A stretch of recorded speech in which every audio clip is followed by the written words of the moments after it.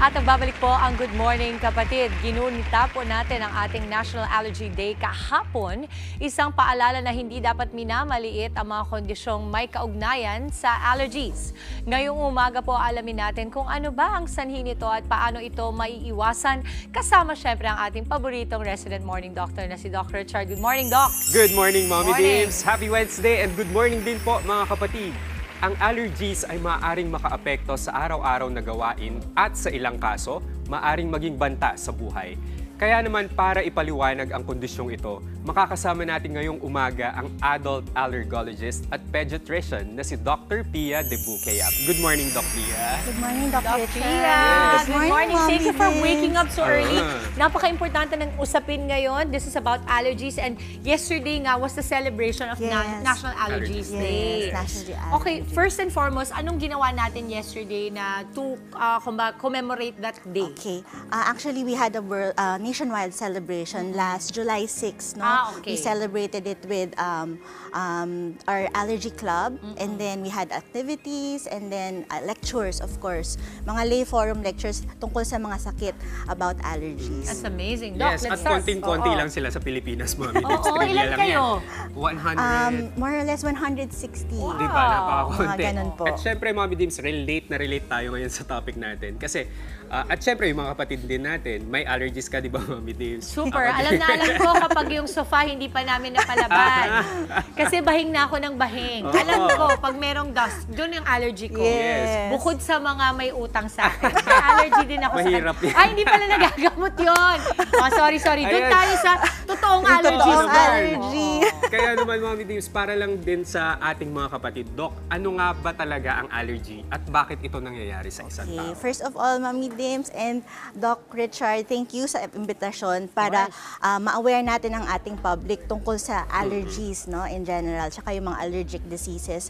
Ang allergy ay isang exaggerated response ng ating immune system sa mga ordinaryo at harmless na substances sa ibang tao. So, kapag na-encounter po natin ang tinatawag natin mga allergens, mag-release po ito ng mga specific IgE antibodies and then magte-trigger ng cascade of events that will lead to allergic reactions or yung mga sintomas ng allergies. Since nasabi mo, Doc, yung mga allergens, Yes. ano nga ba yung mga karaniwang allergens, Doc, na maaring magdulot ng allergic reaction? Yes, okay. Favorite question yan po palagi sa amin. Actually, technically, any substance can be an allergen. However, may mga mas common po, no? Katulad ng inhalants, no? Ito yung sikat, yung dust mites na banggit nyo kanina po. And then we have pollens, molds, even pet dander. Sa pagkain naman, meron yan 9, no? So dati 8, ngayon 9 na po yung common food allergens. So we have milk, soy, wheat. Ang pinakabago natin is sesame. And then for Asians, Filipinos, yung common is fish and seafood. Of course, no? Yes. Maraming merong ganito. And Sa ako dyan. Oh, lungkot. Yeah, and then pati yung mga mani, no? Peanuts and tree nuts.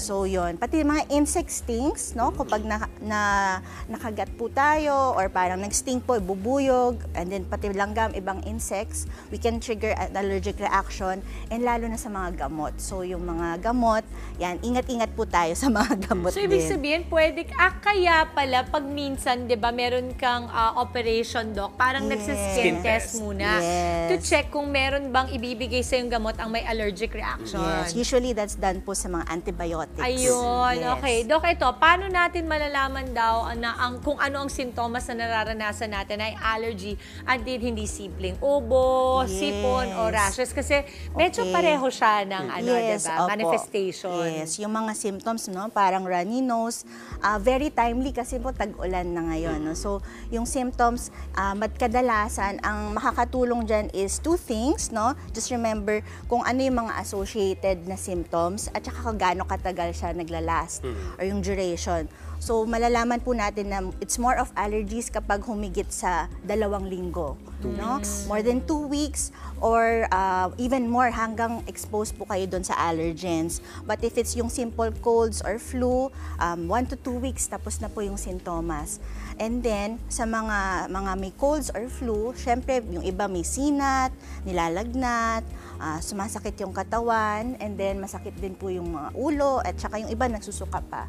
So there's other symptoms associated pag may flu. Pag allergies, yun, kati-kati, runny nose, pagbabahing, barado ilong. So matagal po mawala yung symptoms hanggang hindi natin ma-identify kung ano yung trigger natin. Dok, kasama din dito yung diarrhea, no?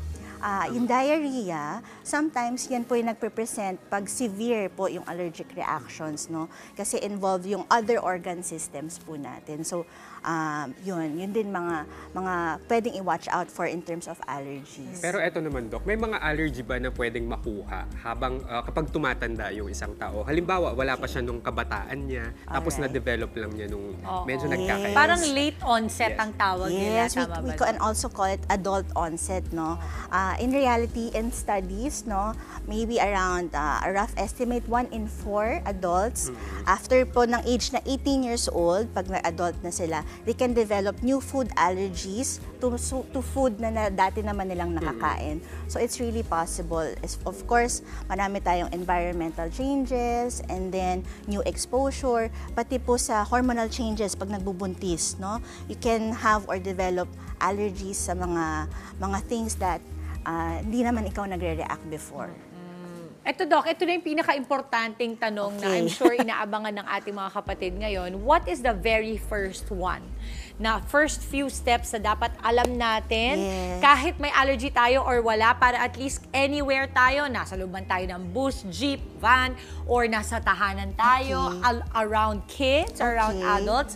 Kapag merong nakakita na parang nag-allergy at medyo severe ka agad, di ba? Minsan parang nag-choke yan. Yung Yes, gawa ganyan, yes, ano? yes. Ano yung mga first few steps na pwede natin gawin para matulungan siya? Yes, very good. You know, Mami, this is very timely because we're also celebrating World Allergy Week last week, and the theme was anaphylaxis. Yun po yung tinatawag natin na severe allergic reaction. So, yung anaphylaxis, always remember, yun nga, yung nabanggit niyo po, nahihirapan paghinga, parang may nakabara sa throat.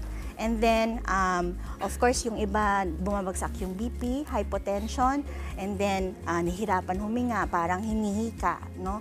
And yung iba naman, nagsusuka, nagtatae, yung question nyo earlier, Doc Richard. So, kapag ganun na po yung sintomas, hindi lang simpleng kati-kati or pamamaga, takbo na po tayo agad sa emergency room, nearest emergency room, because the medication that we need for that severe reaction is injectable. It's called epinephrine. So, kailangan mabigay po agad sa pasyente yun. Kumbaga to run to your nearest ER Yes, talaga. yes. Emergency na yun, Mami Davis. Pero Yes. eto, Doc, posible pa ba na gumaling ang isang tao kapag may allergy siya? O kaya habang buhay na niya itong dadalhin?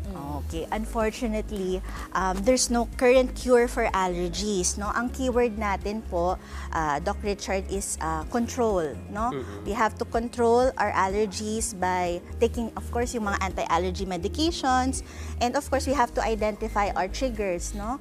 We have to identify our triggers para alam natin kung paano po siya iwasan. Eto, Doc, pero kung hindi siya maagapan, ano yung mga maaring maging epekto nito sa katawan ng isang tao? Okay, yun nga, no, sinasabi natin kanina, no, na nabanggit natin pag naging severe, no, kasi pwede pong mag-range from mild to severe, Mild to severe. ang allergic reactions. Pag severe, yung napag-usapan po natin earlier, Ma'am Dims, ang ano natin is takbo na talaga agad to the nearest right. emergency room because we have to inject the medication. Pero, ang importante, identify, no? Hindi tayo kailangan magtiis, no? Pag nararamdaman na yung simptomas, wag niyong babaliwalain. Kasi sanay tayo magtiis eh. Ganyan po ang mga Pilipino. Matiisin. Maitiisin tayo. But kasi just to, parang talagang idiin natin, Doc, na Yes. dapat malaman ng mga kapatid natin na kapag nagsimula na yung onset ng mga symptoms na yan, it could be fatal. Correct? Yes, Pwede it's kang mamatay. life-threatening. Opo. Kasi pag sinabi mo kasi na allergies, parang inisip nila, Nababaliwala. hindi, okay lang yan, allergy Wala lang lang. to. Yes. Diba, no? Pero in truth, sabihin na talaga Yes. natin out there, is it safe for us to say na this is something na pwedeng ikamatay ng isang tao? Yes, of course. Kaya kailangan no? talaga, that's why very important na may Yes. medical practitioner, Yes. ER ito, at legit dapat yung puntahan nila. Yes. And of course, course. napaka-importante din ng prevention. Kaya naman, Doc, may mga tips ka ba sa ating mga kapatid kung paano nila maiiwasan yung mga environmental allergens? Lalong-lalo na ngayon, pabago-bago yung panahon natin, di ba? Tag-init, tag-ulan. Yes, oo, lalo na ngayong tag-ulan, no? So, syempre, again, identify yung triggers mo, no? Lalo na yung mga house dust mite, no? Mga molds, pollens, and take tayo ng anti-allergy medications. But in terms of practical tips, lalo na po tag-ulan, syempre, pag umuulan, mahangin, sara po natin yung pinto, bintana sa bahay para hindi makapasok, no? Mabawasan yung indoor na allergens na tinatawag po natin. Pwede rin po makatulong yung mga tinatawag nating air purifiers, but it has to have yung mga HEPA filter, no? Yes. Para ma-filter out yung mga smallest particles. And then, we can also, syempre, pag galing po sa labas, maligo, magpalit ng damit, para hindi po natin mapasok sa loob ng bahay yung mga outdoor pollens, tsaka yung mga molds, no? Mga That's mold right. spores. Doc, ako kasi meron akong maliit na anak. Ipasok ko lang na, Yes. is it also important that we make our children, schools, teachers aware ng mga allergies ng ating mga anak? Kasi kadalasan, Yes. minsan, uso ngayon, balik eskwela mga bata, nag-share ng mga pagkain. Of course. Oo. So, ano ba dapat ang sistema sa ganon? Actually, that's very, very important, no? Of course, you have to have a proper diagnosis first if meron talagang true food allergies yung mga bata. And then, you have a communication, syempre, with the school, yung directly with the teacher, Right. para alam kung ano yung action plan, kung baga, kung ano yung gagawin kapag at saka i-identify kung ano yung symptoms, no? Yes. For every patient po kasi parang iba yung Iba-iba. manifestation. That's right. And then, of course, sa parents, on their part, you can ask them, dalhin nila yung mga gamot sa school, Para no? lang meron Yes, naka-standby. may kit na sila. Ay, Emergency Doc, kit. ang ganda ng usapan natin and I'm sure marami sa mga kapatid natin ngayon ang talagang nag-note sila, inisip nila, okay, ganito pala dapat. Kasi nga, awareness is really key pagdating sa mga ganitong klase ng bagay. Lalong-lalo na ngayon, ang daming environmental changes Yes. sa buong mundo, hindi lang sa Pilipinas. So, let's be aware, yung dating maaring hindi tayo naapektuhan, maaring maapektuhan na tayo ngayon. Yes. Maraming salamat again. Thank Doc, you. Doc, please, any social media accounts we can follow you on? Actually, for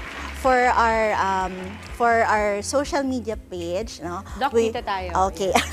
So, if you're looking for board certified allergist, I'd recommend that you go to our website, no, pisay.org. So you can look for the nearest allergist in your area po. And for my personal account, it would be shown later, but it's Pia Pedia Allergy. That's very easy to remember po. Pia? Pedia Pia Allergy. Allergy. Maraming salamat, Dr. Pia De Buque Yap and Dr. Richard Gadiasa. Maraming salamat, Doc. Mga kapatid, Dimples Romana po, kumpletuhin ang inyong umaga ng mga kwentong puno ng inspirasyon. Salubungin po ang bawat araw ng may ngiti at pag-asa. Kaya't mag-subscribe na po at mag-follow na sa aming social media pages ng News 5.